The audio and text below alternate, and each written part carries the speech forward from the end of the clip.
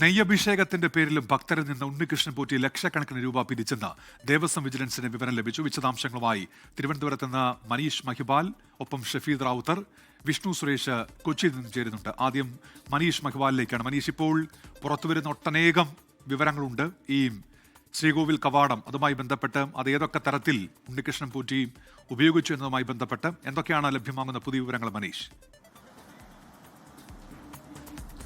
ഉന്മേഷ്, ഒന്നാമത് ശബരിമലയിലെ തങ്ക കവാടം, പിന്നീട് ശില്പത്തിലെ സ്വർണ്ണപ്പാളികൾ, പിന്നീട് സ്വർണ്ണപീഠം, അങ്ങനെ 3 വിഷയവുമായി ബന്ധപ്പെട്ടാണ് ഈ ഉണ്ണികൃഷ്ണൻ പോറ്റിയെ സംബന്ധിച്ചുള്ള ആരോപണങ്ങൾ നിറയുന്നത്. അതിലേറെക്കുറെയൊക്കെ തെളിവുകൾ നിലവിൽ അന്വേഷണത്തിൽ ലഭിച്ചിട്ടുണ്ട്.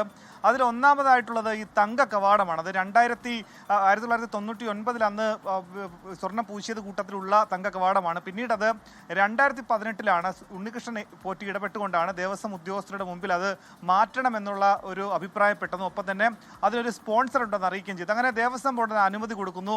2019 പുതിയ കവാട, പുതിയ തങ്ക കവാടം ഒരു ആന്ധ്ര സ്വദേശിയായിട്ടുള്ള ധനികരായിട്ടുള്ള ഒരു അയ്യപ്പ ഭക്തൻ അങ്ങനെ ഒരു തങ്ക കവാടം സ്പോൺസർ ചെയ്തു. പക്ഷേ ഈ തങ്ക കവാടം ആദ്യം എത്തിക്കുന്നത് ചെന്നൈയിലാണ്.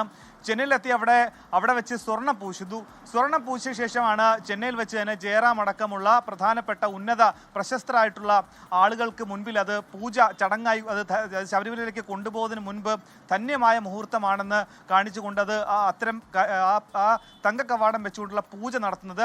അങ്ങനെ ജയറാം അടക്കമുള്ള ഉന്നത ആളുകൾ അതിൽ പങ്കെടുക്കുന്നു. ചെന്നൈയിൽ വെച്ചും ബാംഗ്ലൂർ വെച്ചുമൊക്കെ തന്നെ ഈ രീതിയിൽ തങ്ക കവാടം ഒരു ഭക്തി മാർക്കറ്റിംഗ് വസ്തുവായി വെച്ചുകൊണ്ടുള്ള യാത്ര നടത്തുന്നു. പിന്നീട് അവിടെ നിന്നും കേരളത്തിലേക്ക്, പ്രത്യേകിച്ച് ശബരിമലയിലേക്കുള്ള യാത്രയിൽ മൂവാറ്റുപുഴയിൽ ഒരു വീട്ടിൽ രാത്രിയും പകലും വെക്കുന്നു. അതിന് ലക്ഷങ്ങൾ പിരിക്കുന്നു.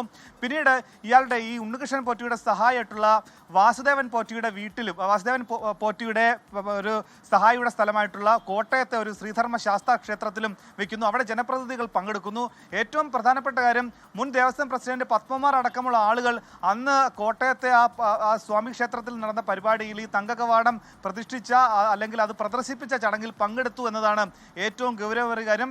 പിന്നീടാണ് സ്വർണ്ണപ്പാളി വിവാദം. അത് സ്വർണ്ണപ്പാളി വിവാദമാണ് ആദ്യം ഉയർന്നു വന്ന വിവാദം. ആ സ്വർണ്ണപ്പാളിയിൽ 14 പാളികളിൽ 12 പാളികൾ കൊണ്ടുപോയി ഈ ഉണ്ണികൃഷ്ണൻ പോറ്റി കൊണ്ടുപോയി. അത് ചെമ്പ് പാളികളാണെന്ന് ഉണ്ണികൃഷ്ണൻ പോറ്റി സ്ഥാപിക്കുന്നു. പക്ഷേ അതുമായി ബന്ധപ്പെട്ട് ഈ കിട്ടിയ ചെന്നൈയിലെ കമ്പനിയും അത് ചെമ്പ് പാളിയാണെന്ന് പറഞ്ഞു. ചെമ്പ് പാളി അല്ലെന്ന് സ്ഥാപിക്കാൻ നിലവിൽ ദേവസ്വം ബോർഡിൻ്റെ കയ്യിൽ എന്തെങ്കിലും മഹർസറോ അല്ലെങ്കിൽ അതുമായി ബന്ധപ്പെട്ട രേഖകളോ ഇല്ല. അതുകൊണ്ട് തന്നെ ആ സ്വർണ്ണപ്പാളിയെ സംബന്ധിച്ചും സ്വർണ്ണപ്പാളി കൊണ്ടുപോയി ചെമ്പായത് മാത്രമല്ല വിഷയം, ആ സ്വർണ്ണപ്പാളി കൊണ്ടുപോയി ബംഗളൂരുവിൽ കൊണ്ടുപോയി അവിടെയും പ്രദർശന വസ്തുവായി വെച്ചു. അവിടെയും കോടികൾ ഇയാൾ പിരിവ് നടത്തി എന്നതാണ് കണ്ടെത്തൽ.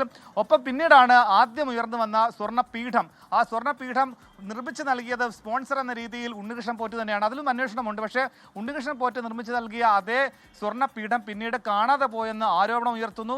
പിന്നീട് അത് ഇയാളുടെ സഹോദരിയുടെ വീട്ടിൽ വെഞ്ഞാറമൂട് തന്നെ സ്വർണ്ണപീഠം കണ്ടെത്തുന്നു. അങ്ങനെ തങ്ക കവാടം, സ്വർണ്ണപ്പാളി, സ്വർണ്ണപീഠം, അങ്ങനെ 3 വസ്തുക്കളെ ചുറ്റിപ്പറ്റി മാത്രമല്ല ഇയാൾ 3 വർഷത്തിനിടെ 30 കോടി രൂപയുടെ ക്രയവിക്രയം, റിയൽ എസ്റ്റേറ്റുമായി ബന്ധപ്പെട്ട കച്ചവടം നടത്തിയെന്ന കണ്ടെത്തലുണ്ട്. അങ്ങനെ ഒട്ടേറെ രീതിയിൽ പണപ്പിരിവ്, അന്നദാനത്തിന് വേണ്ടിയുള്ള പിരിവടക്കമുള്ള കാര്യങ്ങൾ നടത്തിയെന്ന് നിലവിൽ കണ്ടെത്തലുണ്ട്. ഇതുമായി ബന്ധപ്പെട്ടാണ് നാളെ ദേവസ്വം വിജിലൻസ് ഉണ്ണികൃഷ്ണൻ പോറ്റിയെ ചോദ്യം ചെയ്യലിനായി ദേവസ്വം ആസ്ഥാനത്ത് ഹാജരാകാൻ നിർദ്ദേശം നൽകിയിട്ടുള്ളത്. സമാന്തരമായി തന്നെ പോലീസിന്റെ പ്രത്യേക വിഭാഗം കൂടി.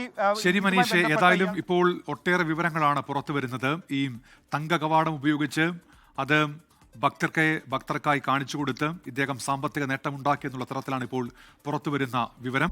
ലോകത്തെവിടെയായാലും ഏത് സമയത്തും 24 വാർത്തകളും ഓഗ്മെന്റഡ് റിയാലിറ്റി പാക്കേജുകളും എക്സ്പ്ലെയിനറുകളും വിശദമായി കാണാൻ ഞങ്ങളുടെ യൂട്യൂബ് ചാനൽ നിങ്ങൾക്ക് സബ്സ്ക്രൈബ് ചെയ്യാം.